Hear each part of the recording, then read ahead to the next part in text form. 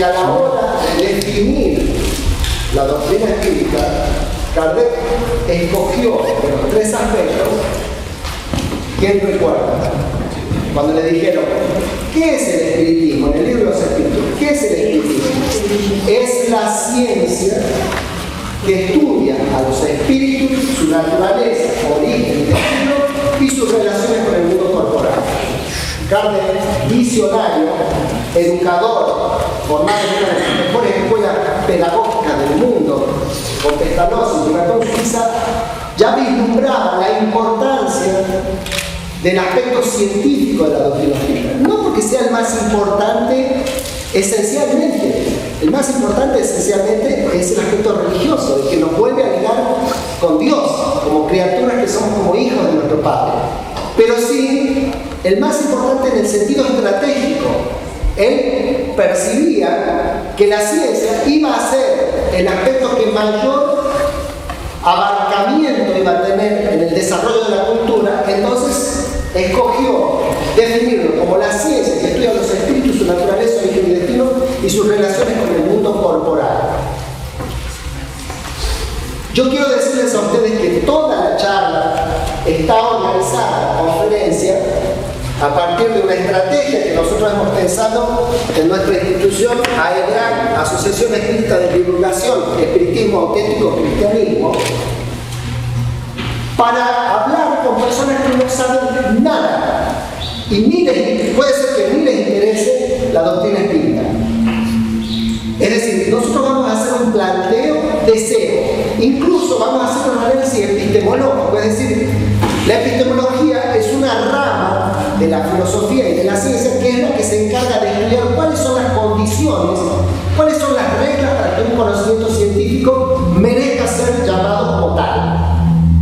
Entonces, muchas de las investigaciones que yo les voy a mostrar, en realidad, son o fueron y son realizadas, porque hay algunas contemporáneas, por científicos en el 80% no espíritas, lo cual a nuestro criterio tiene un gran valor, porque como el espiritismo plantea una verdad, cualquiera sea el camino que cualquier investigador serio y honesto recorra para buscar la verdad, va a encontrarse con la confirmación de los postulados de la doctrina espírita de hace más de 150 años. ¿Se entiende? Es en ese marco que vamos a presentar nuestra ponencia. Nosotros estratégicamente, cuando nos convidan, proponemos hacer esta conferencia en un medio que no sea espírita, en una biblioteca, en un auditorio imparcial.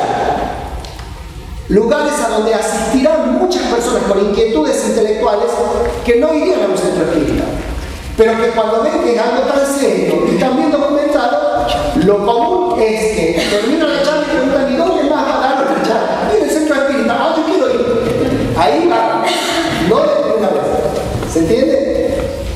A esta conferencia se la amplían con otras tres más que son desglosamientos de esta misma conferencia, y recién, cuando tenemos tiempo y disponibilidad, llegamos a la quinta conferencia, que es el objetivo, pero ya aparece un camino que hace muy accesible llegar a ella, que es Doctrina Espírita, el Consolador prometido por Jesús.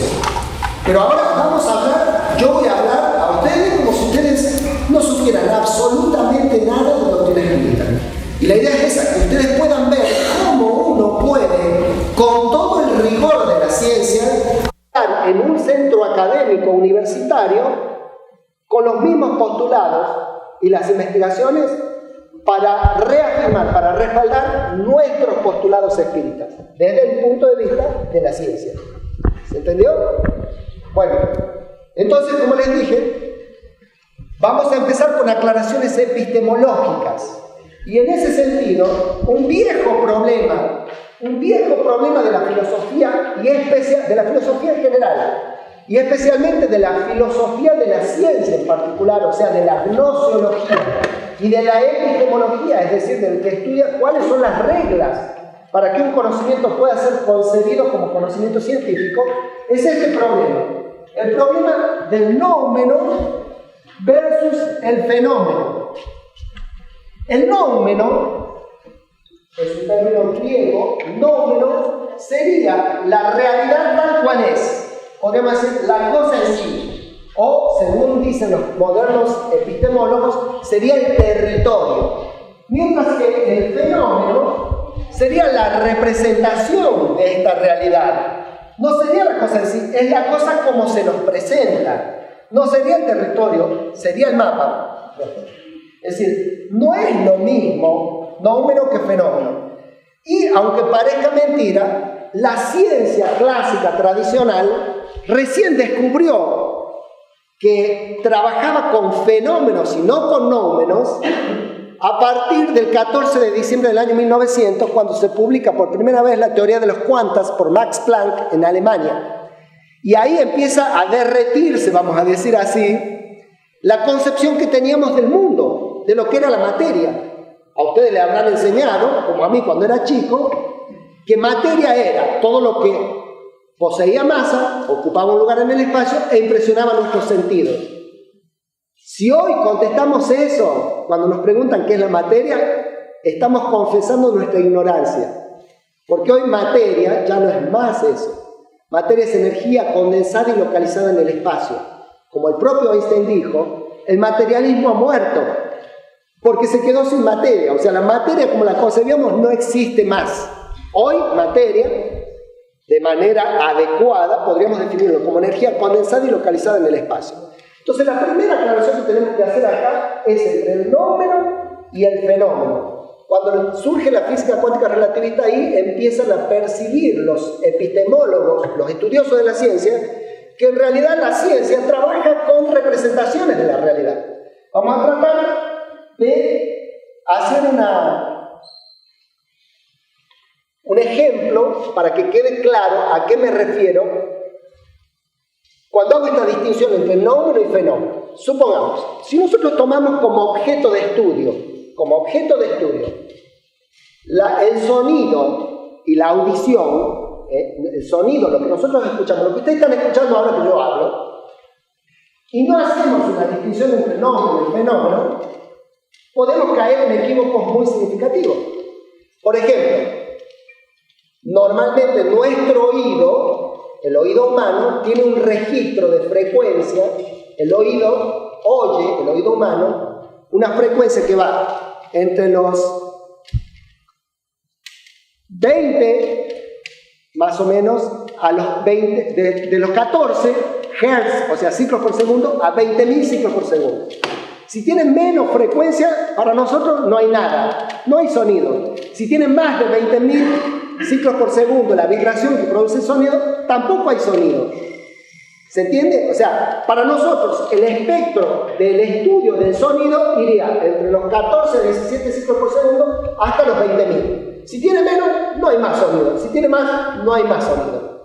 Para nosotros. Pero, por ejemplo, ustedes habrán visto los adiestradores de perros que usan un silbato que produce una frecuencia por arriba de los 20.000 ciclos por segundo. El adiestrador del perro sopla el silbato y el perro responde y viene. ¿Por qué? Porque para el perro el universo del sonido es distinto del nuestro. Él tiene mayor capacidad en los agudos y él escucha más de 20.000 ciclos por segundo. Si a nosotros nos soplan como silbato del perro y no vemos, no entendemos nada y no respondemos. ¿Se entiende? Entonces, el nómeno, en el caso el nómeno sería la vibración que produce el sonido. El fenómeno sería cómo nosotros lo recibimos. Para nosotros, 22.000 ciclos por segundo, no hay sonido. Para el perro sí. Si entienden esto, la verdad que esto es aplicable a cualquier campo del conocimiento, en cualquier área de la ciencia. Esta es la razón, el no percatarse de esta diferencia es la razón fundamental por la que se arman la mayoría de las discusiones científicas. Porque cada científico quiere tener la razón cuando está abordando una perspectiva del nómeno, es decir, una parte del fenómeno, es su forma de percibir el nómeno, que está condicionado por un montón de elementos.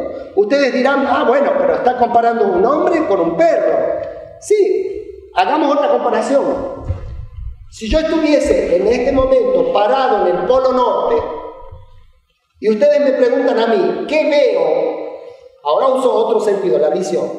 Y yo voy a hacer así, voy a mirar 360 grados y les voy a responder una sola cosa. Hielo, hielo, hielo, hielo, hielo. No veo más que hielo. Ahora, si ponemos a un esquimal en el mismo lugar en el que me pusieron a mí, con la misma visión que yo tengo, posiblemente el esquimal, cuando le hagamos la misma pregunta, a ver qué ve, él diga, veo hielo de hace 1000 años, veo hielo que cayó la semana pasada, veo hielo pisado por la huella de un oso polar, veo hielo aplastado por la foca. Va a haber cantidad de cosas que yo no veo. ¿Se entiende? ¿Por qué? Porque su capacidad perceptiva es diferente, está marcada por una experiencia y un condicionamiento, siendo ser humano igual que yo y viendo igual que yo, él ve otras cosas que yo no veo. Esto es muy importante para el conocimiento científico. Y hay así. A ustedes, por ejemplo, para ustedes es lo mismo comer una torta de chocolate con frutillas que comerse la receta de la torta de chocolate con frutillas. ¿Es lo mismo? No. Es lo mismo que les cuenten cómo es estar enamorado a través de un poema maravilloso a estar enamorado. No, no es lo mismo. Una cosa es el fenómeno y otra cosa es el nómeno. Y hay un viejo adagio italiano que dice traduttore traditore, que quiere decir que toda traducción necesaria e inevitablemente implica una traición. Cada vez que yo hablo de algo representándolo con otra cosa, estoy traduciéndolo, pero también estoy traicionándolo, porque eso que representa esto, esta representación no es exactamente el nómeno, no es la realidad, es una representación de la realidad, no es la cosa en sí, es la cosa como se nos presenta. Como si esto fuera poco, yo ahora estoy hablándoles a ustedes a través del lenguaje, y el lenguaje utiliza fundamentalmente palabras y gestualidad. Y las palabras y la gestualidad, no son lo mismo que el fenómeno, que tampoco era lo mismo que el nómeno. Están ligados, pero no son exactamente lo mismo. ¿Por qué? Porque esta es una representación de la realidad. Entonces, nuevamente, segundo traduttore traditore. Es decir, hay una segunda instancia donde estamos traduciendo algo y también traicionando algo. Por eso, con muy buen criterio y tino, yo lo escuché una vez decir en una conferencia de Rivaldo Pereira Franco, que el espiritismo es la búsqueda incesante de la verdad, y no la verdad. ¿Por qué? Porque él estaba planteando esto en estos conceptos. Es decir, la verdad, en tanto realidad en sí, es inaprehensible para el hombre, porque somos finitos e imperfectos. Solo es concebible para Dios, que es perfecto e infinito. ¿Se entiende? Próxima. ¿Me entendieron esto? Esto es clave. Porque esto, si ustedes lo entendieron, nunca más van a discutir innecesariamente con nadie y van a entender cualquier discusión que se plantee en cualquier campo, del conocimiento científico inclusive. ¿A qué llevan el desconocer estas cuestiones?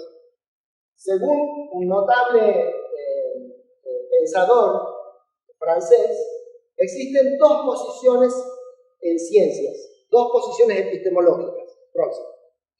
Una posición ontológica en la que podríamos resumirla diciendo así. El que está en una posición ontológica dice, el mundo es así. Son los que se creen dueños de la verdad. Esta es la verdad. Ellos no discriminan entre el lenguaje, el fenómeno y el nómeno. Esto es así. En cambio, la segunda posición, que llamamos posición metodológica, es mucho más humilde, es mucho más respetuosa de la realidad del conocimiento científico epistemológico. Porque la segunda posición, la metodológica, en vez de decir, el mundo es así, dice, desde aquí, yo al mundo lo veo así. Por ejemplo, si nosotros tomamos como objeto de estudio a nuestro hermano, yo voy a decir, bueno, es una persona que tiene tal característica, que tiene una franja blanca que lo cruza, que tiene un... Y ustedes que están ahí van a ver otra parte de él que yo no estoy viendo. ¿Se entiende? ¿Y ustedes van a decir mentira? No, van a decir verdad también. Solo que yo no puedo ver esa verdad, como ustedes no pueden ver alguna verdad que yo estoy viendo de él. Ustedes habrán leído o habrán escuchado alguna vez esa vieja metáfora que tiene una enseñanza muy interesante de los 4 sabios chinos que eran ciegos y que los ponen en contacto con un elefante. Y uno va y toca las patas, ciego, y se queda con esa idea. Y otro va y toca la panza, y otro va y toca la trompa, y otro va y toca la cola. Y entonces cuando se reúnen los 4 sabios ciegos para ver cómo era un elefante, uno dice, el elefante son como 4 columnas carnosas muy importantes. Un elefante es como un tonel de cerveza enorme que está horizontal. El otro dice, un elefante es como una trompa, el otro como una colita con un plumero en la punta, hasta que, como no se ponían de acuerdo, deciden ir a consultar a un 5.º sabio, que no era ciego, y les dice, ustedes 4 tienen razón, solo que cada uno ha percibido una parte de esa verdad, que sería el elefante, que tiene todo eso que ustedes dijeron, pero que es una unidad mayor. ¿Se entiende? Siguiente. Esto es muy peligroso, porque cuando uno en una posición cualquiera toma una postura ontológica de decir el mundo es así, hay un pasito muy pequeño al dogmatismo, que es obviamente el padre del fanatismo.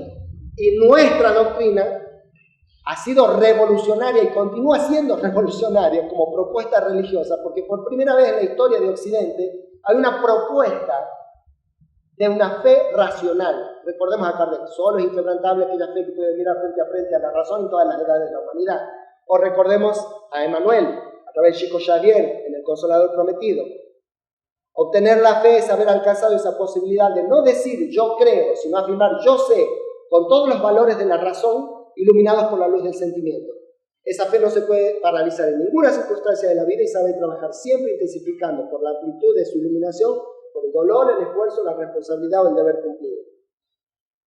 Mientras que la metodológica implica una postura que puede llevar al eclecticismo. Ahora, ¿qué pasa? Si uno se queda en el extremo de cada una de estas posturas, corre 2 riesgos diferentes, digamos. En la postura ontológica, yo soy dueño de la verdad, el mundo es así y no me digan otra cosa porque los fusilo. Entonces, es, digamos, la madre del dogmatismo y del fundamentalismo.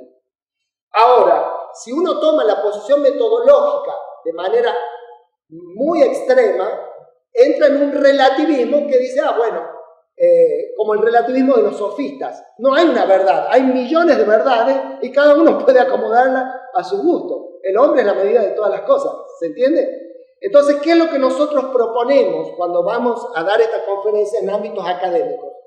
Próximo. Lo que llamamos el camino del medio, lo que fue enseñado por todos los maestros espirituales de la humanidad, el camino del medio. ¿Y cómo se denomina científicamente eso desde el punto de vista epistemológico? Epistemología del pensamiento crítico.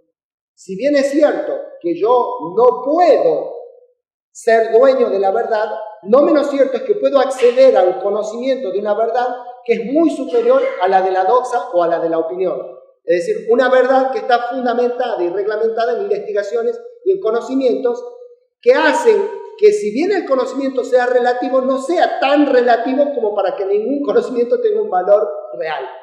¿Se entiende? Próximo. Gilles Deleuze, que es uno de los más importantes filósofos de la ciencia en este momento en el mundo, él es francés, fíjese qué interesante lo que dice en relación a la verdad.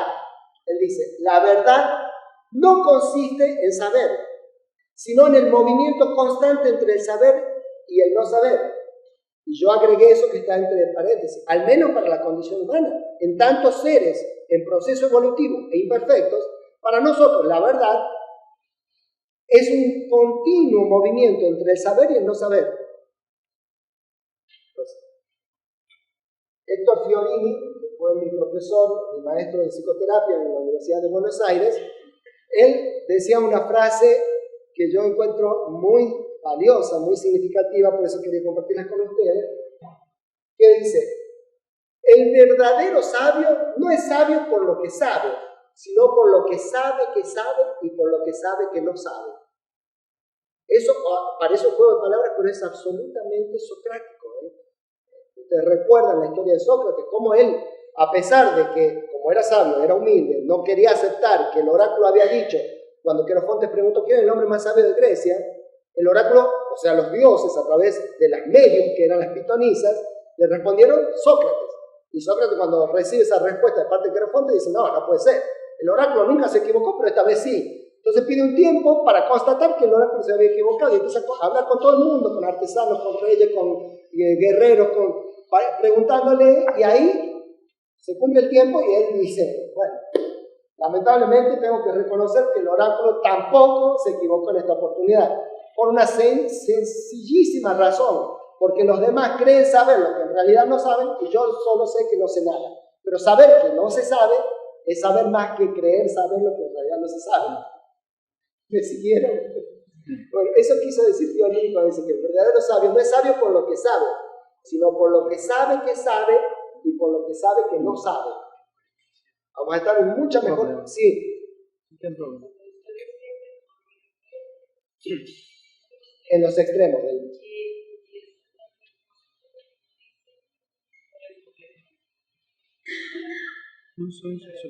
Bueno, justamente, tal cual. Además, fíjese lo que usted está diciendo, que viene muy al caso.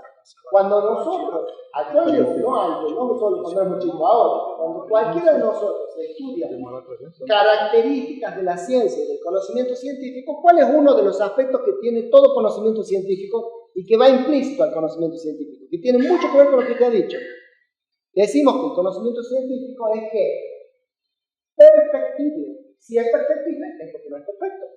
Es decir, siempre tiene una verdad relativa, que no quiere decir que porque sea relativa no sirve. Es una verdad bien fundamentada, es una verdad importante, pero que está continuamente en revisión. ¿Por qué? Porque la ciencia trabaja justamente en los extremos de la relación entre el nómeno y el fenómeno. Es decir, de la cosa en sí y la manera de percibir esa cosa en sí. ¿Qué pasó? Tem um problema. Bueno.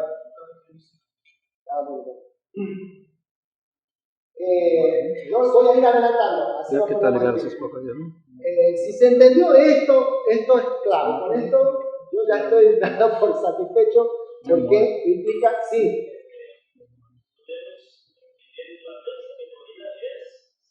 Agora sim.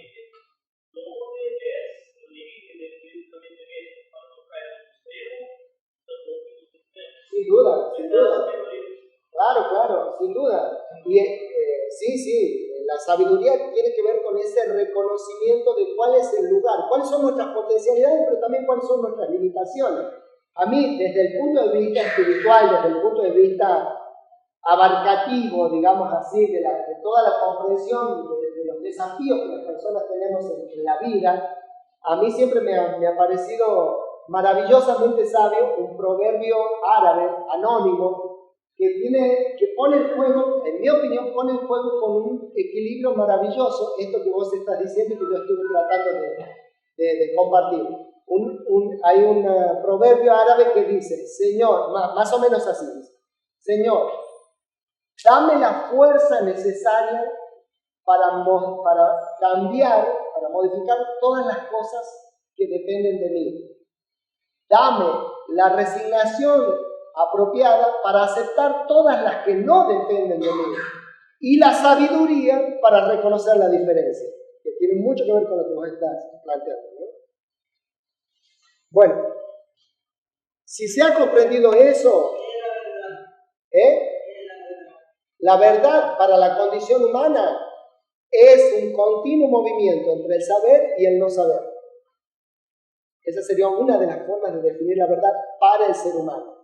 La verdad, en un sentido espiritual y religioso, en mi opinión, podríamos decir que la verdad es el amor. Y consciente de la posesión de esa verdad, fue que Jesús dijo, identificado con el Cristo, Jesús, Cristo, yo soy el camino, la verdad y la vida. Porque era la representación humana del amor en el mundo. Y era realmente, fidedignamente, un representante de la verdad. Bueno, entonces, aclarado esto, vamos a pasar a 4, no son las únicas, hay muchísimas, Pero yo he seleccionado 4 líneas que considero las mejor documentadas, las que están más investigadas, las que están más rigurosamente respaldadas por el camino de la investigación científica, como evidencias de la supervivencia del alma después de la muerte del cuerpo físico.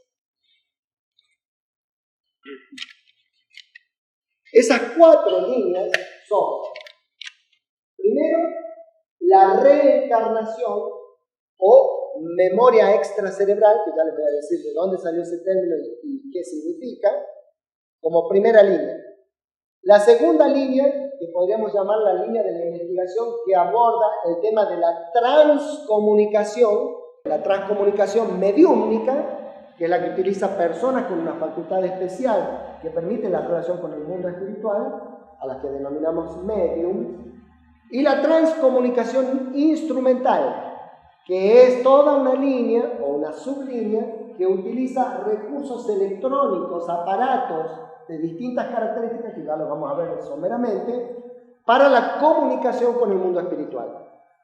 La tercera línea, que consideramos también muy bien documentada en relación a las evidencias científicas de la supervivencia del alma, es la línea que llamaremos de las experiencias cercanas a la muerte, o experiencias de quasi-morte en portugués, o en inglés, near-death experience, experiencias cercanas a la muerte. Y finalmente, la cuarta línea, también que consideramos muy bien documentada, es las experiencias fuera del cuerpo, o en inglés sus siglas, out of the body experience, experiencia fuera del cuerpo. Vamos a comenzar con la primera línea, que sería la línea de la reencarnación o memoria extracerebral. En esa línea vamos a destacar como trabajo pionero desde el punto de vista científico. Ustedes saben que la reencarnación la podemos abordar desde el punto de vista religioso, desde el punto de vista cultural, desde el punto de vista filosófico, desde el punto de vista sociológico, pero ahora estamos abordándola desde el punto de vista científico. Y desde el punto de vista científico, sin duda, el mérito de ser el pionero en la investigación científica de la reencarnación se lo debemos a un profesor de la Universidad de Rajasthan, Jaipur, India, llamado Jamendra Nath Banerjee. Jamendra Nath Banerjee es curioso. Él nació y murió también, porque ya falleció hace unos cuantos años, en un país, uno de los países más poblados del mundo, donde la reencarnación no es algo que nadie cuestione, porque es una certeza de la cultura y de la religión. Ahí nadie se pregunta sobre él. Sin embargo, él tuvo el coraje y la honestidad intelectual de decir la primera. El coraje intelectual de decir, bueno, si la reencarnación, como plantea nuestra religión ancestral, como plantea nuestra cultura, es una verdad, debe haber alguna forma de demostrarlo científicamente. Entonces se puso a trabajar en un método que permitiera demostrar científicamente que la reencarnación era una realidad y no una creencia fruto de la superstición o de la tradición ancestral de la India. Para eso él comenzó a observar que había niños que iban un poco más allá de las fantasías que muchas veces reconocemos en los niños y que en algunas ocasiones decían que tenían o que habían tenido otro nombre, en algunos casos que habían tenido otro sexo, que habían tenido otra mamá, que habían vivido en otra ciudad, que habían conocido otra profesión. Y entonces él comenzó a prestar atención a estos niños y comenzó a desarrollar una metodología de una rigurosidad que no tengo tiempo de explicarles a ustedes en detalle, porque hay una conferencia solamente para memoria extracerebral y reencarnación. Pero sí les voy a decir que para que el caso fuese tomado como parte de la investigación, se tomaban los siguientes requisitos. Por ejemplo, el niño tenía que haber nacido por parto natural, sin utilización de anestésico, sin utilización de forceps ni de ningún tipo de psicofármaco. Se lo sometía al niño a una serie de test de personalidad para descartar si es que tenía algún tipo de psicopatología. Lo mismo se hacía con la madre y se hacía con el padre. Si alguno de estos análisis daba algún cuadro sospechoso o patológico, ese caso se lo descartaba, porque se consideraba que contaminaba la muestra de la pesquisa científica. ¿Se entiende? Entonces, con ese nivel de rigurosidad, él comienza a explorar y, otro detalle importante, él empieza a hacer estas investigaciones en el año 1953. En la década del 60, cuando ya tenía varios casos llamados resueltos, él fue convidado a Argentina por una universidad privada para dar una conferencia sobre las investigaciones que él estaba haciendo, y ahí se presentó por primera vez traducido al español su libro, que lleva como título MEC, es decir, Memoria Extracerebral. Entonces, con muy buen criterio, para no tener esa contaminación religiosa o de las creencias de su cultura, él decidió llamar a esos casos como memoria extracerebral. ¿Por qué? Porque eran niños, generalmente de muy corta edad, el pico máximo de recuerdos de vidas pasadas está alrededor de los 4 años, eran niños que recordaban experiencias que nunca habían pasado por ese cerebro. Es decir, era una memoria extracerebral, no había estado nunca en ese cerebro físico. Obviamente nosotros sabemos que esa memoria era traída por este espíritu en su periespíritu, que cumplía una función ideoplástica en el nuevo cuerpo y informaba a ese cerebro para poder dar cuenta de los recuerdos que experimentaba esta persona. Bueno, sí. Uniendo todo lo anterior, yo los invitaba a pensar como científicos, sentir como artistas, reflexionar como filósofos, actuar como sabios. Y si se animan a vivir como santos. Adelante. Entonces les decía que había 4 líneas, adelante. La de la... No, ya no tanto. vamos por parte. Una más. La reencarnación, que a su vez la podíamos dividir en 2 sublíneas. Recuerdos espontáneos en niños, o memoria extracerebral, que es lo que estaba comentándoles, y próxima, una segunda sublínea, recuerdos inducidos en adultos, que es lo que ha dado origen a la terapia de vidas pasadas, que bueno, creo que ya han escuchado bastante de ellos. Si tenemos tiempo después les vamos a explicar. Entonces son 2 grupos de 2 sublíneas de investigación dentro de la reencarnación, pero hay que destacar que la de recuerdos espontáneos en niños tiene mucho mayor valor científico de verificación, porque es espontánea, mientras que en esta nosotros estamos buscando inducir a la persona que recuerde alguna situación que haya sido traumática, por la cual nos está consultando, por la cual tiene síntomas, por ejemplo, de fobia al agua, hidrofobia, porque resulta que cuando hace la regresión desencarnó en la encarnación previa en un naufragio, muriendo ahogada. ¿Se entiende? Pero esto, si bien es importante porque hay varios casos de recuerdos inducidos en adultos que se pueden comprobar objetivamente, tienen menos valor científico que los recuerdos espontáneos en niños o memoria extracerebral. Próximo. La segunda línea es la de la transcomunicación, que a su vez se divide en 2 sublíneas más: transcomunicación mediúnica y transcomunicación instrumental. Ya les expliqué un poco. La tercera, las experiencias cercanas a la muerte, o Near Death Experience, en portugués se publican como experiencias de quasi morte.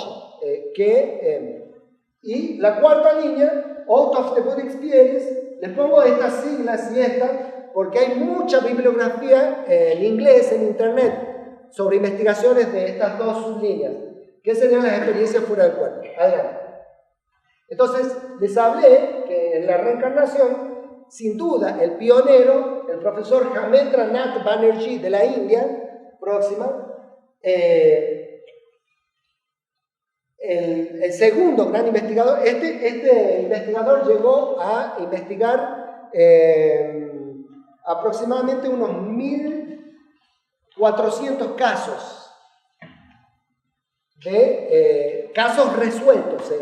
O sea, porque después cuando se aplica la metodología, en algunos casos se puede constatar objetivamente todo lo que la criatura dijo y en otros no. Cuando no se pudo constatar, no se considera caso resuelto. Lo que no quiere decir que no sea verdad lo que dice la criatura, solamente nos faltan pruebas para apoyar objetivamente lo que la criatura ha dicho. El segundo gran investigador fue el doctor Jan Stevenson. Este hombre de los Estados Unidos fue jefe de la cátedra de neuropsiquiatría de la Escuela de Medicina de la Universidad de Virginia y investigó hasta más de 90 años, cuando él tenía más de 90 años, cuando conoció las investigaciones de Banerjee, fue a la India, se interiorizó de todo lo que venía haciendo y se quedó fascinado. Compró todos los archivos de las investigaciones que tenía Banerjee y empezó a hacer sus propias investigaciones. Y él permitió el acrecentamiento de un aspecto muy novedoso, pionero, digamos, que es el de las birthmarks, el de las marcas de nacimiento. Si tenemos tiempo, les vamos a explicar cómo es que se producen en los casos de memoria extracerebral con marcas de nacimiento.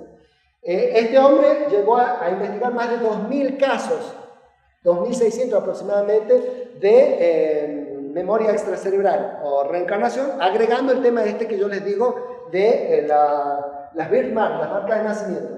Y finalmente, el libro más importante de este hombre es Memoria extracerebral, existe en castellano, en español. El de Jan Stevenson, el que se hizo más conocido, es 20 casos sugestivos de reencarnación, pero nosotros tenemos 4 obras así, completas, que nos mandó una amiga de Estados Unidos, con todas las investigaciones de los miles de casos que él hizo. Y finalmente, el ingeniero Hernani Guimarães Andrade, de Brasil, que tuvimos la suerte de conocer personalmente, que él investigó 75 casos que fueron publicados también en portugués, con el título, una selección de esos 75 casos fue publicado en portugués con el título Reencarnação no Brasil y fue traducido en Colombia al castellano, al español, y publicado con el título 8 casos de reencarnación.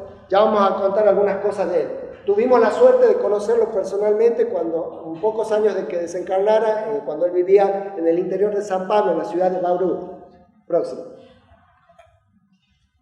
Jayendranath Banerjee nació en el año 1931, falleció en el año 1985. Ya les dije que era profesor de la Universidad de Rajasthan, India. Próxima. Él fue el pionero de estas investigaciones, como les dije, empezó en el año 1953. Y una cosa importante, él, como buen docente y profesor de la facultad, no trabajaba solo, trabajaba con un equipo destacado de psicólogos, sociólogos, lingüistas y parapsicólogos, porque como les dije, se aplicaban test y metodologías muy rigurosas que no tenemos tiempo de desarrollar ahora. Próximo. Él investigó 1.200 casos. El libro que les dije, autor de Memoria extracerebral. Próximo.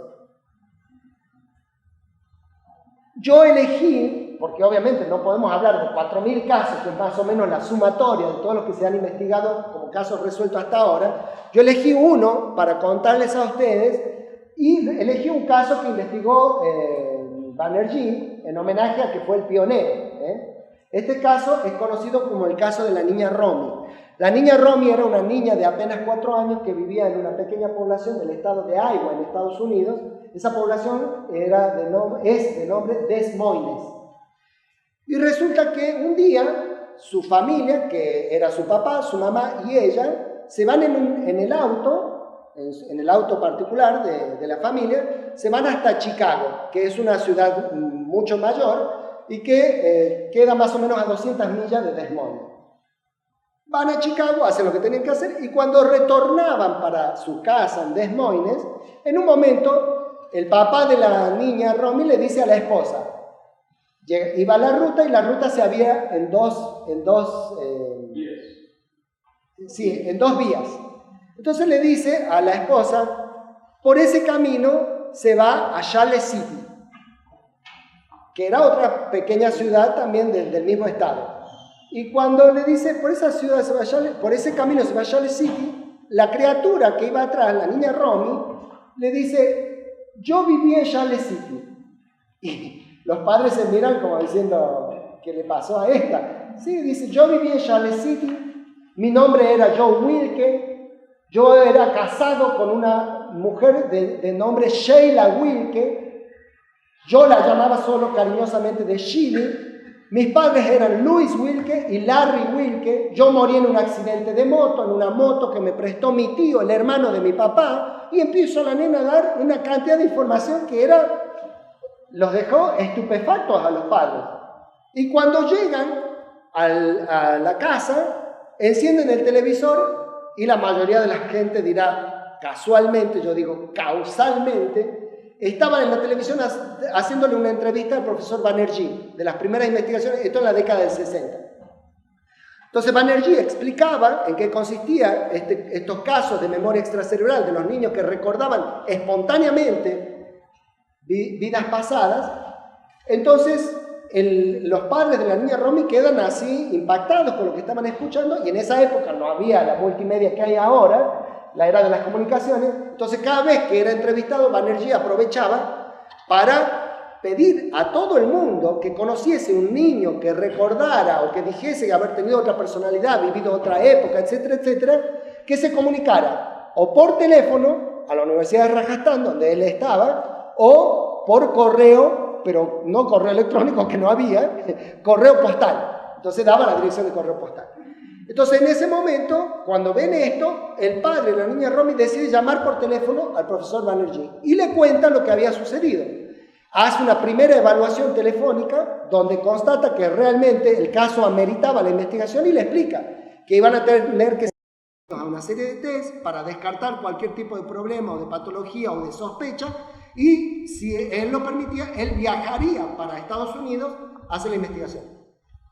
Los padres deciden que sí, viaja hacia los Estados Unidos, hace toda la aplicación de los test y toda la evaluación necesaria. Y cuando termina de recopilar toda la información, a la que yo les había dicho antes, les agrego. La criatura describe cómo era la casa, todos los detalles, dónde estaban los dormitorios, dónde estaba la sala de estar, dónde estaba la cocina, dónde estaban los baños, cómo era la distribución de la casa. Y comenta una cosa, fíjense qué específica, qué particular. Ella dice que cuando era Joe Wilke, en una oportunidad, su mamá de esa encarnación estaba cocinando para él y tiene un accidente en la cocina en el que le cae aceite hirviendo que le quema la pierna, y la nena señalaba dónde tenía la cicatriz su antigua mamá. Todo eso es recopilado y redactado. Cuando termina la fase de recolección de datos y de investigación para descartar patología, entonces le dice el profesor Banerjee a los padres de la niña: llegó el momento de constatar objetivamente esto. Necesitamos viajar a Charles City. Entonces suben al auto y se van los cuatro a Charles City. La niña recordaba una infinidad de datos, pero no recordaba la dirección donde había vivido en esa encarnación, donde era Joe Wilke. Entonces lo primero que hacen es dirigirse hacia un locutorio para buscar una guía telefónica. En la guía telefónica buscaron el apellido de Wilke, y la mayoría de la gente dirá, bueno, casualmente, yo digo causalmente, había una sola familia de apellido Wilke, lo cual facilitaba mucho la búsqueda. Agarran la dirección de la familia Wilke y se dirigen hacia ese lugar.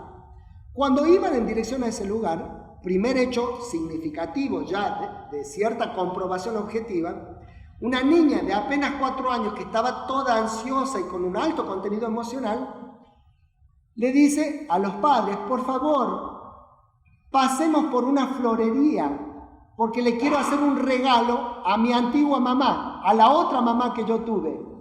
Entonces paran en una florería, la nena elige un ramo de flores, un ramo que ella elige específicamente, un ramo de flores azules, y como ya tenían la dirección a través de la guía telefónica, le pagan al florista para que lleve ese ramo de flores. Continúan camino. Cuando llegan a la dirección, otro dato muy significativo: era una casa típica de esa zona de los Estados Unidos, con un pequeño jardín, una puerta al frente. Paran al frente de la casa y cuando se bajan, todos naturalmente iban a ir a golpear la puerta que se veía, la única puerta que se veía al frente de la casa. Sin embargo, la niña se apresura y va corriendo y golpea una puerta que estaba al costado de la casa, que después constatan que era la puerta que utilizaba la familia para entrar y salir habitualmente de la casa, que no se veía a simple vista. Primera comprobación objetiva. Cuando llegan, les abre una anciana y tratan de explicarle por qué estaban ahí, en qué consistía la investigación. Y la anciana se enoja y les dice: ¿cómo se atreven a perturbar la memoria de mi hijo fallecido? Y le cierra la puerta y los corre. Entonces ellos van, no saben muy bien qué hacer, pasean un poco por el pueblo y finalmente deciden volver e insistir con todo el esfuerzo que habían hecho. Habían viajado de la India a Estados Unidos, habían hecho toda la aplicación de los test, vuelven a golpear la puerta Y ahora la misma anciana les abre la puerta, pero con los ojos llenos de lágrimas, y les dice: ¿cómo supieron que me gustaban las flores azules? El último regalo que me hizo mi hijo antes de morir fue un ramo de violetas africanas iguales a esta. Entonces abre la puerta y pasa la familia y empiezan a constatar todo lo que la criatura había dicho. Que efectivamente la señora era Louise Wilke, su marido era Larry Wilke, habían tenido un hijo llamado Joe Wilke que murió en un accidente de moto conduciendo la moto de su tío, hermano del padre, que había tenido una esposa que se llamaba Sheila, que solamente él llamaba de Shilly, que habían tenido 2 hijos, y empieza a constatar, cuando le dice, la niña dice que en una oportunidad de usted cocinando para él, cuando era Joe Wilke, se quemó, y la señora levanta la falda y muestra exactamente el lugar donde la niña había dicho la cicatriz por el aceite hirviendo. Un hecho muy significativo. Cuando van a constatar la estructura y la disposición de la casa, todo coincidía excepto una parte de la casa. Entonces el profesor Banerjee habla con la anciana y le dice: mire, de acuerdo a nuestros registros, la información que la niña dio fue esta, y acá no coincide. Naturalmente, le dice la anciana, porque esa parte de la casa fue refaccionada después de que murió mi hijo Joe Wilke, entonces no tenía manera de saber que esa modificación se había realizado. Y finalmente el profesor Banerjee decide hacer una prueba a propósito, para que quede como constatación objetiva de la veracidad de los datos. Le pide a la señora el álbum de fotos de la familia y elige muy intencionalmente una foto donde, por la información de la anciana, estaba Joe Wilke, su esposa Shilly y 4 niños muy parecidos, de raza aria, rubios, de ojos celestes, que si uno no los conoce no podría imaginar quién era hijo de quién. Entonces, la prueba final es mostrarle a la niña Romy esa foto y le dice: ¿quiénes son? Y la niña, sin dudarlo, le dice: este era yo, Joe Wilke, esta era mi esposa Shilly, estos eran nuestros hijos fulano y mengano, y estos 2 eran amigos de nuestros hijos vecinos que solían venir a jugar con ellos. Como ese caso, hay más de 4.000 casos totalmente documentados. Nos parece que es una evidencia absolutamente incuestionable desde el punto de vista científico respecto de la realidad de la reencarnación. Próximo. Entonces ahí está como una síntesis, donde destacamos el contenido emocional. Yo viví en Charlie City, próxima. Ahí están todos los datos que les dije, ¿no? Sabino. Sí. ¿Ya se habían pasado cuántos años desde que el niño se... No lo sé exactamente, pero ese es un dato importante para los otros casos, los casos de marcas de nacimiento. Para que un niño, o sea, hasta ahora, por lo menos hasta ahora, en las investigaciones que se han hecho, para que se dé un caso de memoria extracerebral con marca de nacimiento, la diferencia entre la desencarnación y la reencarnación no puede ser mayor de 2 años. En esos casos, hasta ahora, las investigaciones, por ejemplo, en un caso que se investigó en el Líbano, un niño que nació con una marca de nacimiento acá, como si fuese cuando uno está con edema, la marca de un dedo, y acá una marca enorme en el cuero cabelludo. Y ese niño fue un caso de memoria extracerebral, pero ese fue investigado por el doctor Jan Stevenson, el psiquiatra de los Estados Unidos. Y el niño, alrededor de los 3 años, comenzó a recordar y a decir que él había sido un empresario que había vivido en otra ciudad del Líbano y dio nombre, dio fecha, dijo que él había sido muerto por un disparo por su socio, porque él lo descubrió a su socio que le estaba robando. Entonces cuando lo descubre, le pega un tiro y lo mata. Como él da todos los datos, el doctor Jan Stevenson va a esa ciudad y constata con los diarios de la época que un empresario había sido asesinado por su socio, todo lo que... Y va a las fotos de la morgue judicial, porque era un caso penal, y estaba la foto del cadáver de su antiguo cuerpo con el orificio de entrada de bala y el orificio de salida.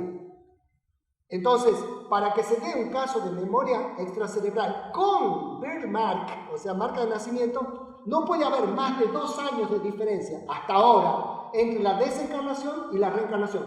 Y para que haya marca de nacimiento, la causa de la desencarnación tiene que ser muerte violenta.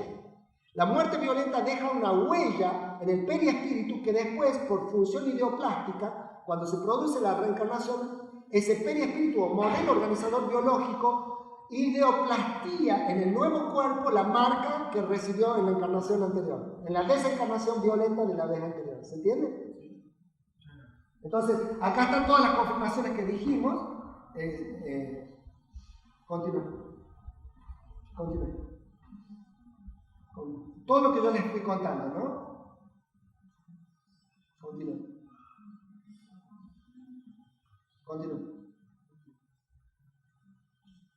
Acá, bueno, el jefe de la cátedra de neuropsiquiatría de la Facultad de Medicina de la Universidad de Virginia, como les dije, adelante.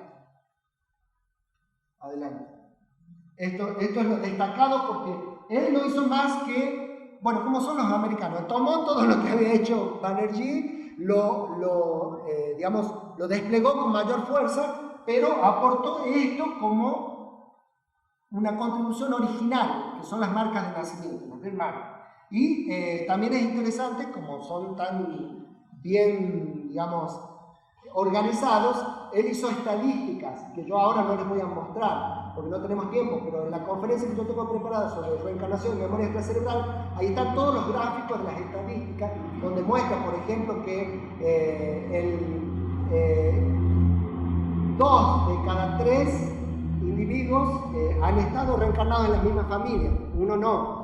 Que la mayor cantidad de recuerdos se ubican, empiezan alrededor de los años, tienen un pico máximo alrededor de los 4 y suelen desaparecer alrededor de los 7, aunque hay casos que los conservan hasta la adolescencia y algunos raros casos toda la vida, que continúan recordando. Bueno, ahí está el libro que les dije, continuamos. Finalmente el ingeniero Guimarães Andrade, que ya les hablé, también fue fundador del Instituto Nacional de Pesquisa Psicobiofísica, el libro del que les hablé, que fue traducido en Colombia. Bueno, adelante. No vamos a tener tiempo. Adelante. Bueno, esta sería la segunda sublínea. La que vimos sería la de los recuerdos espontáneos en niños o memoria extracerebral. La segunda sublínea dentro de la reencarnación sería la de los recuerdos inducidos en adultos. En este campo hay muchos investigadores, nosotros hemos seleccionado algunos de los que consideramos más representativos, entre ellos la doctora Helen Wambach, que publicó el libro Vida antes de la vida del año 1979 y Recordando vidas pasadas en el año 1981. Lo interesante que muestra en estos libros la doctora Helen Wambach es que ella hizo experiencias con grupos de personas, como si fueran grupos como los que hay acá, grupos de 50 personas aproximadamente, a los que iba conduciendo en una regresión con una música adecuada, con una luz apagada, tenue, digamos, en penumbra, y los iba conduciendo, así como entre el primero de la edad actual a los 18 años, de los 18 a los 13, de los 12 a los 6, de los 5 al momento del nacimiento al momento de la gestación. Y entonces iba hacia atrás, por eso, fíjense, vida antes de la vida y recordando vidas pasadas. Y después, cuando terminaba esa experiencia de regresión colectiva, inmediatamente ella encendía las luces y le pasaba, tenía asistentes que le daban a todos los participantes una encuesta que tenían que responder rápidamente. Esto de responder rápidamente era para evitar la obstrucción del intelecto. Es decir, si ustedes ven o viven algo que les parece fantástico o extraordinario, a medida que lo vayan contando van a ir tratando de justificar, de acuerdo a su manera de entender, cómo ha sido el hecho. Esto era para evitar eso, se lo hacía de esa manera. Y fíjense qué interesantes los resultados. Adelante. Los resultados de la experiencia realizada por la doctora Helen Wambach indicaron esto. Para atrás. Ahí. 89% de las personas, les destaco que fueron aproximadamente 1.700, 1.800 personas las que se exploraron con esta técnica de investigación.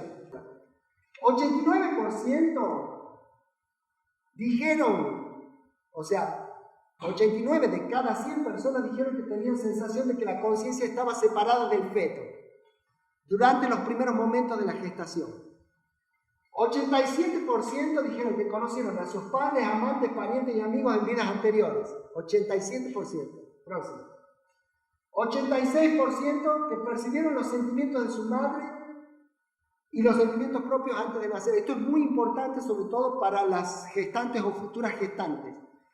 Hoy hay todo un desarrollo muy bien documentado a partir de un libro que se publicó por parte del doctor Thomas Byrne de Canadá, que se llama La vida secreta del niño antes de nacer, y que ha dado origen actualmente a lo que se denomina psiquismo pre y perinatal. Hoy hay un montón de investigaciones que demuestran que el bebé ya tiene iniciativa propia, tiene capacidad de aprendizaje antes del nacimiento. Y que es enorme la influencia sobre el bebé de lo que la madre siente. Por eso es importante trabajar en una cuna psicológica y en una cuna espiritual, como dice Gabriel F. Federico en Argentina, porque el embarazo tiene una esfera que es la esfera espiritual, en un libro hermoso que él ha escrito que se llama El embarazo musical.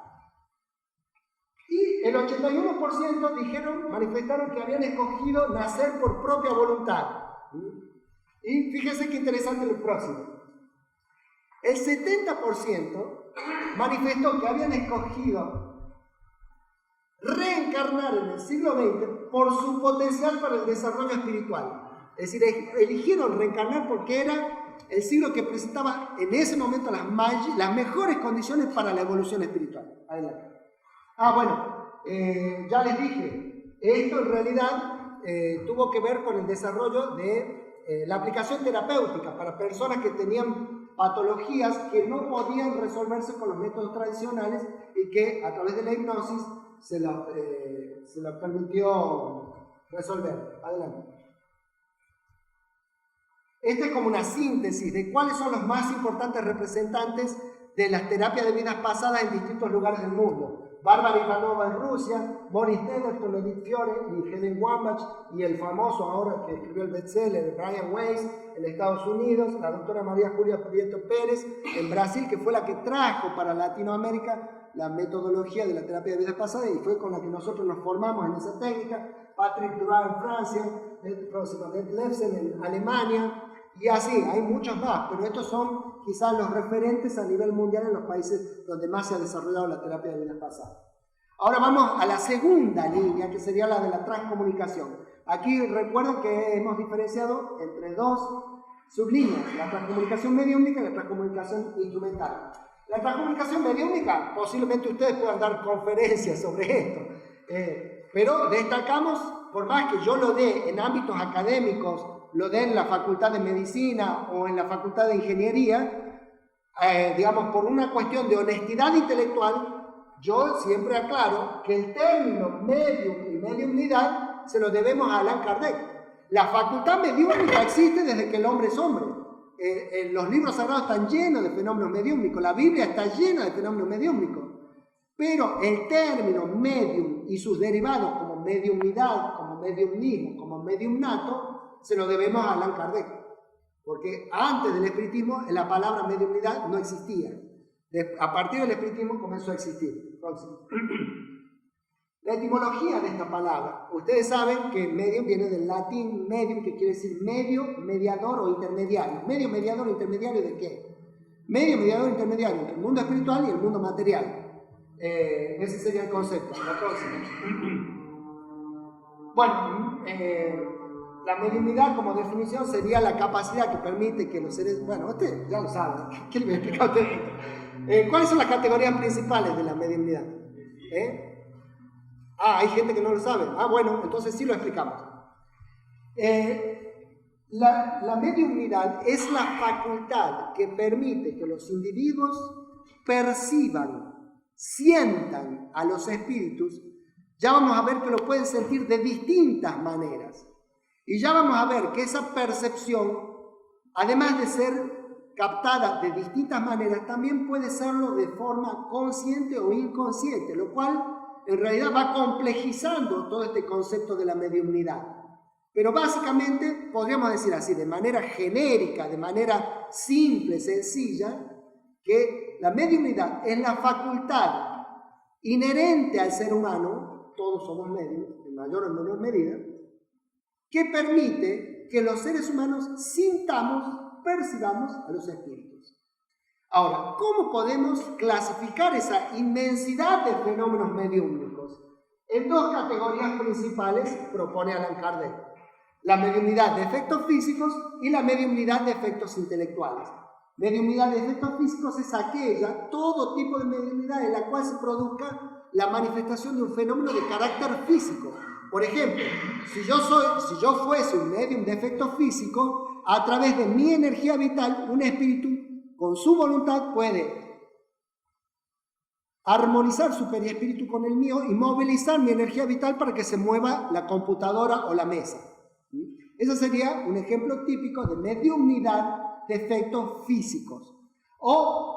Y por el contrario, la mediunidad de efectos intelectuales es cuando en el acto mediúmnico se produce una información que es de carácter cognitivo. Por ejemplo típico, característico de mediunidad de efecto intelectual es la psicografía, donde yo, si soy un medium psicógrafo mecánico, inconsciente, escribo, no sé lo que estoy escribiendo, porque el espíritu está utilizando mi energía vital y mi cuerpo para mandar un mensaje.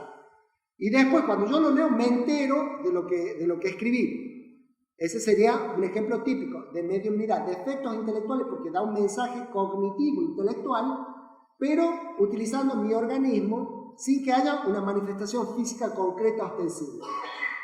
Dos conceptos fundamentales para entender la mediunidad, sobre todo los que no son espíritas, son los siguientes. El concepto de periespíritu. El periespíritu es una estructura que forma parte del ser humano. Todos los seres humanos, según una doctrina espírita y según otras doctrinas, solo que la llaman de otra manera, Kardec propuso llamar a esto periespíritu, pero por ejemplo Pablo en el Evangelio le llama cuerpo espiritual, y las distintas doctrinas, ya hay más de 260 nombres identificados para el mismo concepto, de acuerdo a las distintas culturas, pero nosotros espíritas lo llamamos periespíritu. Sería una estructura que forma parte de las tres estructuras integrantes del ser humano. El espíritu, principio inteligente de la creación, sede de la individualidad, de la conciencia, de los pensamientos, de la voluntad, de la afectividad, de las experiencias y de los conocimientos. El cuerpo físico, que es el que estudia la ciencia tradicional, la medicina, la anatomía, la fisiología, y un elemento intermedio que sirve de lazo entre el espíritu y el cuerpo físico, al que Kardec propone llamar periespíritu. El periespíritu sería, técnicamente hablando, según Allan Kardec, la envoltura fluídica que sirve de nexo entre el espíritu y el cuerpo físico, y que en esa función de nexo tiene capacidades centrípetas y centrífugas. ¿Qué quiere decir esto? Que conduce tanto desde el espíritu hacia el cuerpo como desde el cuerpo hacia el espíritu. Por eso, con mucha propiedad, Kardec dice en obras póstumas, en un sentido centrífugo, es decir, de adentro hacia afuera, el espíritu quiere, se debe la voluntad, el periespíritu transmite y el cuerpo ejecuta. Y en un sentido inverso, es decir, en un sentido centrípeto de afuera hacia adentro, el cuerpo percibe, el periespíritu transmite y el espíritu siente. Entonces, ese concepto es fundamental para comprender todo el tema de la mediunidad. Y el otro concepto fundamental es el concepto de los fluidos, que Kardec propone, por la enseñanza de los espíritus superiores, bajo la denominación de fluido cósmico universal. Este es un concepto clave, porque, como les dije al comienzo, el fluido cósmico universal puede presentarse, dice Kardec, de manera imponderable, y entonces va a constituir todo lo que estudiamos en el campo del mundo espiritual, o de manera ponderable, que es todo lo que conocemos como mundo físico. Es decir, el fluido cósmico universal sería como la materia prima de todo, de los fluidos y de la materia. Cuando se condensa como materia, es lo que estudiamos con la física, es lo que estudiamos con la anatomía, es lo que estudiamos con la ciencia tradicional. El espiritismo fue creado como doctrina para comprender sobre todo todos esos fenómenos que las religiones tradicionales llamaron de milagros, porque no las entendían, pero que responden a leyes naturales en las cuales intervienen el periespíritu, los fluidos, para que se produzcan fenómenos que parecen extraordinarios, pero que en realidad responden a leyes que son también de la naturaleza. Y esto es muy importante para actualizarnos. Esta formulita que todos conocen, pero que no sé si todos han tomado conciencia de lo que significa, que es una forma muy burda y sintética de representar la teoría de la relatividad de Albert Einstein, dice E igual a m por c al cuadrado, que quiere decir energía es igual a masa por velocidad de la luz al cuadrado. Esto es absolutamente revolucionario, porque quiere decir que todo lo que nosotros conocemos como materia, si lo aceleramos con la velocidad suficiente, se transforma en energía. Y si a la energía la frenamos y la condensamos suficientemente, se transforma en materia. Este cuerpo, cualquier cosa que ustedes imaginen, si lo aceleramos, se transforma en energía. Si lo desaceleramos, se transforma en materia. Entonces, esto lo podemos poner acá, E igual a m por c al cuadrado. Entonces, los fenómenos ponderables responden a la materia sólida, los fenómenos imponderables a la materia energizada. Es decir, sin estos conceptos no podríamos hablar en términos de física cuántica relativista de lo que es hoy la mediumnidad. La teoría actual de las supercuerdas es una teoría de la física cuántica relativista que es una aproximación a la teoría kardeciana del fluido cósmico universal. Bueno, solo para mencionar algunos de los grandes bultos que investigaron la fenomenología de la transcomunicación mediúmnica en Inglaterra, Sir Oliver Lodge, que fue miembro de la Sociedad de Investigaciones Psíquicas de Londres, una de las instituciones de conocimiento científico más importantes del mundo, Sir William Crookes, Alfred Russel Wallace, que desarrolló una teoría paralela a la de Charles Darwin, del evolucionismo, pero que él incorporó la dimensión espiritual al desarrollo de su teoría, Friedrich Myers, Alexander Sakov en Rusia, César Lombroso, el padre de la criminalística italiano, que primero refutó todos los fenómenos mediúmnicos hasta que obtuvo una comunicación de su madre a través de una médium que lo sensibilizó y se transformó en uno de los más importantes divulgadores del neoespiritualismo, de la doctrina espírita de ese tiempo. Ernesto Mozzano, autor de libros fantásticos como La crisis de la muerte, Lo que vieron a la hora de la muerte. Charles Richet, autor de una obra fundamental que es la metapsíquica de Charles Richet, premio Nobel de medicina, médico francés, el creador del término ectoplasma. Sherin Notzing, creador de toda una ciencia que es que nosotros consideramos que son hijas, digamos, del espiritismo. Tanto, digamos, en orden, la Sociedad de Investigaciones Psíquicas de Londres que vimos antes, la Sociedad de Investigaciones Psíquicas de Norteamérica, la metapsíquica de Charles Richet, la psicofísica de Sherin Notzing, la física trascendental de Solner, la parapsicología de Rhein, incluso la psicología transpersonal, consideramos que son derivaciones posteriores de las propuestas del espiritismo. En la transcomunicación mediúnica, más recientemente, un libro, La vida triunfa, del año 1974, realizó una investigación por la Asociación Médico Espírita de San Pablo, dirigido por el marido ya desencarnado de la doctora Marlene Noble, Pablo Rossi Severino y el equipo del AME San Pablo, sobre mensajes psicografiados por Chico Gautier, analizando 45 casos. Y ningún caso tuvo ningún elemento que fuese cuestionado por la familia. Es decir, son evidencias objetivas de que los datos obtenidos por esas psicografías eran perfectamente fidedignos. Y destacamos que son más de 70 años de mediumnidad, donde jamás hubo un reclamo de que no fuese auténtica la psicografía que se recibió. Y bueno, y la obra fantástica, el nombre que fue casi analfabeto y que a través del dictado de los espíritus llegó a publicar 418 libros que han sido traducidos a muchísimos idiomas y han sido difundidos por el mundo entero. Todo eso posiblemente los espíritas ya lo conocen. Ahora, sobre transcomunicación instrumental, no todos los espíritas conocen. Se refiere a una nueva denominación que surgió en Europa y Estados Unidos para referirse a la comunicación de los espíritus por medio de instrumentos electrónicos. Inicialmente fueron grabadores, después radios, después se utilizó la televisión, teléfonos y hoy ya hay también comunicaciones a través de la computadora. Próximo. Es muy interesante destacar esto. Thomas Alva Edison vivió en la década del 20, del siglo XX, 1920, y él, no sé si ustedes saben, pero Thomas Alva Edison es el mayor inventor que la humanidad conoció hasta hoy. Tiene patentados, por lo menos con inventos patentados, tiene más de 1.700 inventos patentados. Y él, en el año 1920, ya tuvo la idea de crear un instrumento que le permitiese comunicarse con el mundo espiritual. No lo consiguió, pero ya vamos, acuérdense de ese dato porque es pintoresco para que después lo recordemos.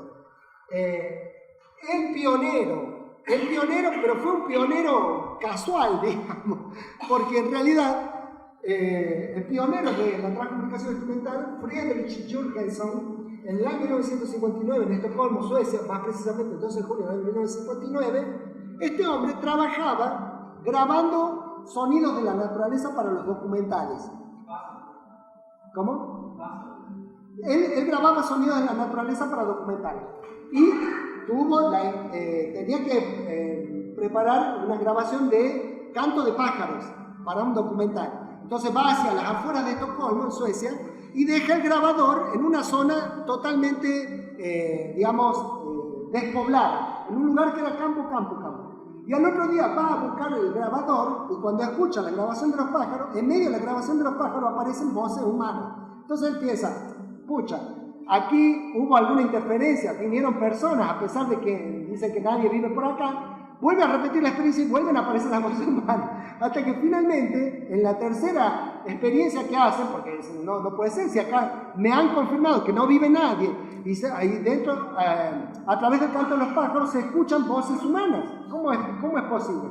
Hasta que esas voces que salían en el grabador, un grabador común, le dicen a él que eran espíritus, que estaban tratando de comunicarse con él. Entonces él empieza a repetir las experiencias, y uno de esos espíritus es un ingeniero alemán, que le da todos los datos, su nombre, su apellido, dónde había vivido, y él constata que esos datos eran verdaderos. Y ahí, en ese año, 1959, comienza a hacer investigaciones que permiten que en el año 1964, 5 años después, publique su primera obra que se llama Voces del Universo. Y es interesante porque él, Jürgenson, era protestante.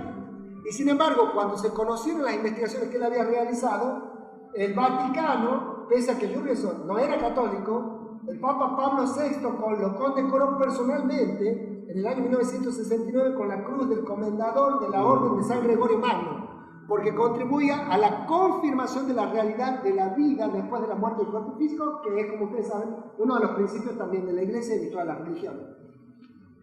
Attila von Salih, desde el año 36, comenzó a hacer investigaciones, pero recién en el 50 consiguió lo que se llama Electronic Voice Phenomenon, fenómenos de voz electrónica.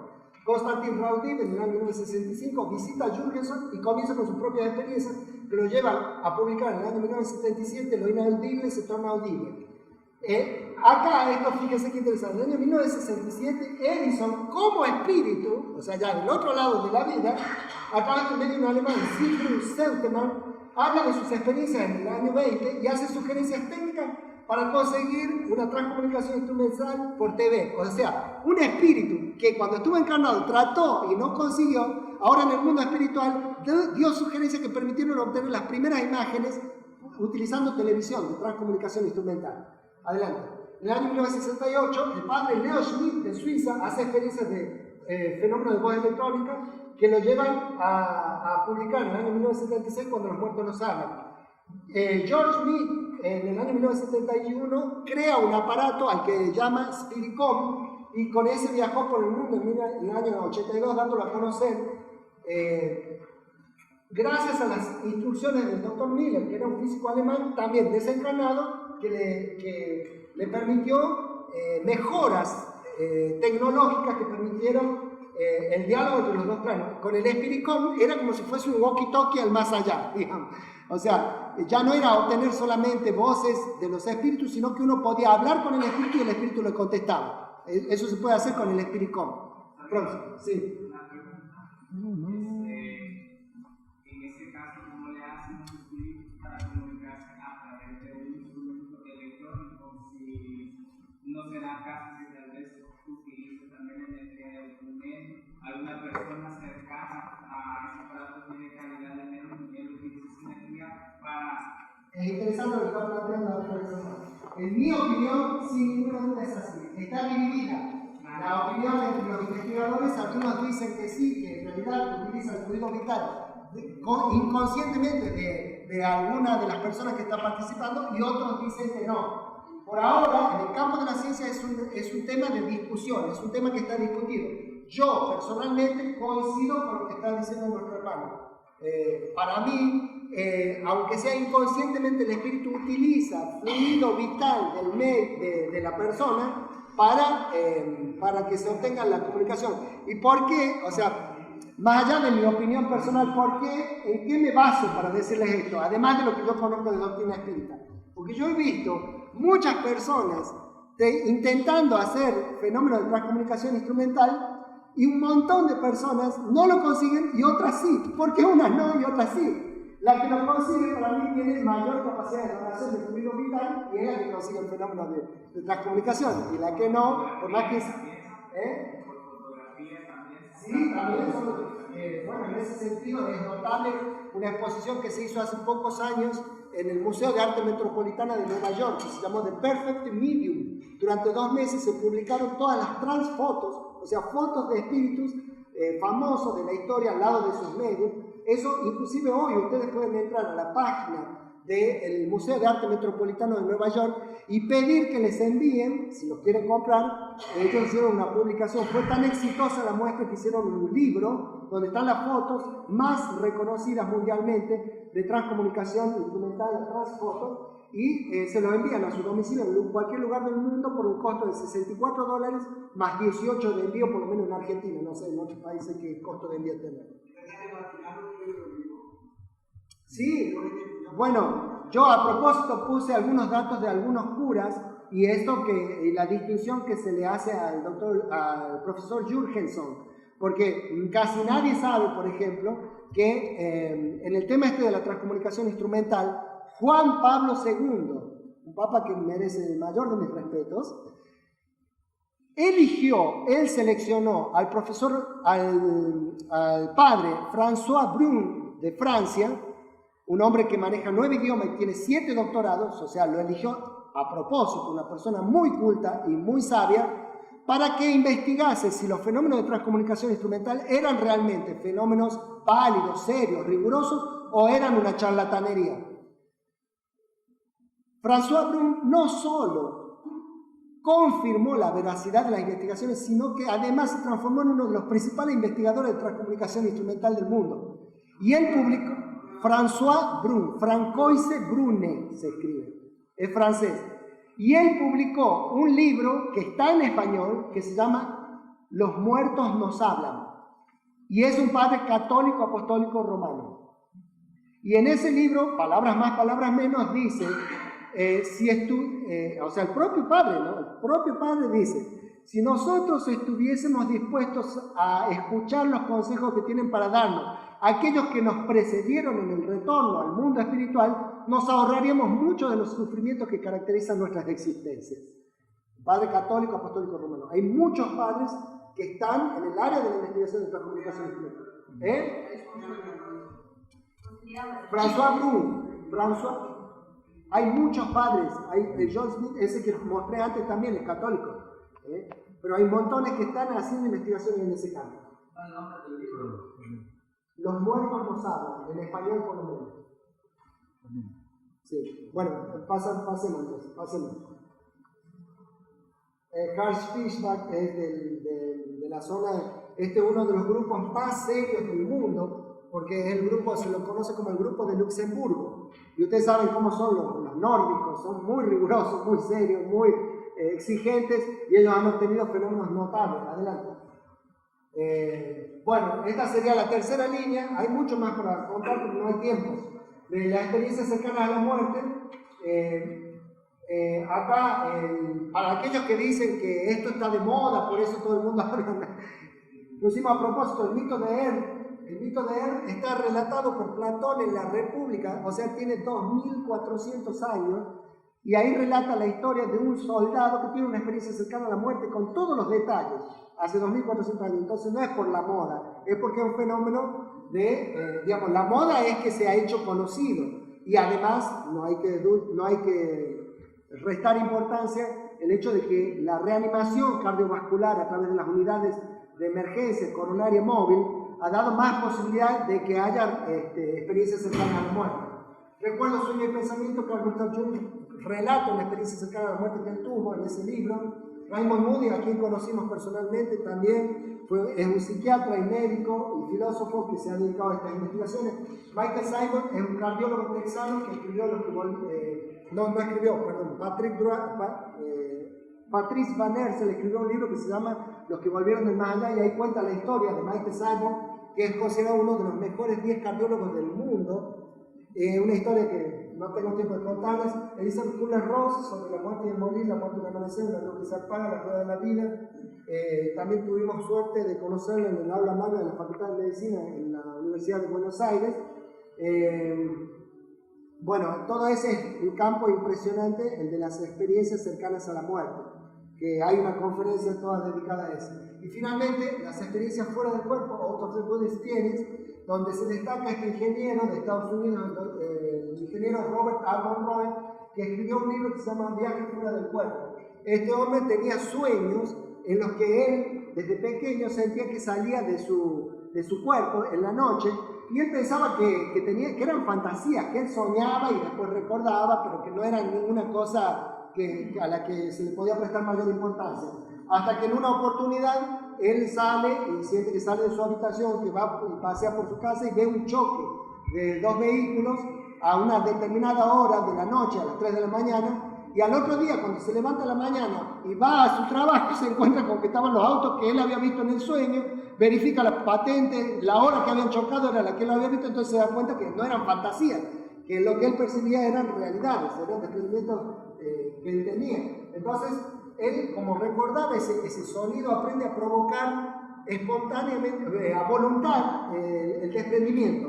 Entonces, como él era ingeniero en sonidos, cuando se jubila de la empresa en la que trabajaba, se va a vivir al campo en Virginia y crea un laboratorio donde utilizaba auriculares que generaban sonidos de diferentes frecuencias que permitían que cualquier persona pudiese tener un viaje fuera del cuerpo. Y una de las personas que decidió ir a tener esa experiencia fue justamente la doctora Elizabeth Kubler-Ross, que mostramos antes. Estos son detalles de cómo estaba preparado el lugar donde se hacen los viajes fuera del cuerpo.